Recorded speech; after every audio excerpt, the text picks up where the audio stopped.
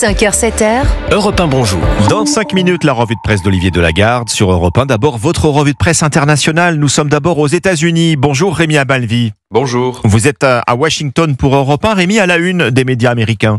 Donald Trump continue sa croisade contre Harvard. Après avoir gelé plus de 2 milliards de dollars d'aide publique à l'université, l'administration américaine veut désormais lui retirer son habilitation à accueillir des étudiants étrangers. Trump affirme que les étudiants étrangers de Harvard viennent de pays qui ne paient rien pour leur éducation, titre par exemple Fox News. Premier pays visé, la Chine évidemment. Sur les 7000 étudiants étrangers accueillis cette année par l'université, un tiers sont en effet chinois et l'administration américaine les soupçonne d'être des membres du Parti communiste de leur pays.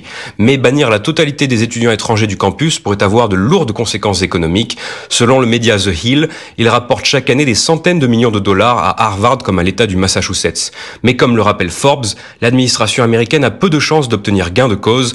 Pour l'instant, la justice fédérale a bloqué la mesure, la jugeant totalement illégale. Nous sommes maintenant au Royaume-Uni. Sarah Menahi, vous êtes à Londres pour Europe 1. De quoi parle la presse britannique ? De l'accord de restitution des îles Chagos signé entre l'île Maurice et la Grande-Bretagne, le Times rappelle que cet archipel de l'océan Indien abrite depuis 1965 une base navale américano-britannique sur sa plus grande île, Diego Garcia. Sur son site, la BBC détaille cet accord qui prévoit que le Royaume-Uni dispose d'un bail de 99 ans, moyennant le paiement annuel de 120 millions d'euros aux Mauriciens. Dans les colonnes de The Independent, la chef de l'opposition conservatrice Kemi Badenoch qualifie cet accord d'acte d'automutilation qui hantera Starmer jusqu'à la fin de son mandat.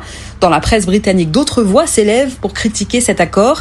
L'éditorialiste du magazine The Spectator estime, lui, que les livres d'histoire se souviendront des îles Chagos comme le jour où le Royaume-Uni a cessé d'être un pays à prendre au sérieux. Nous partons enfin en Argentine. Flora Genoux, vous êtes à Buenos Aires pour Europe 1. Qu'avez-vous lu dans les journaux chez vous ? Le gouvernement limite le droit de grève par décret. De nombreux secteurs devront désormais assurer un service minimum de 75% en cas de débrayage, décrit Clarín.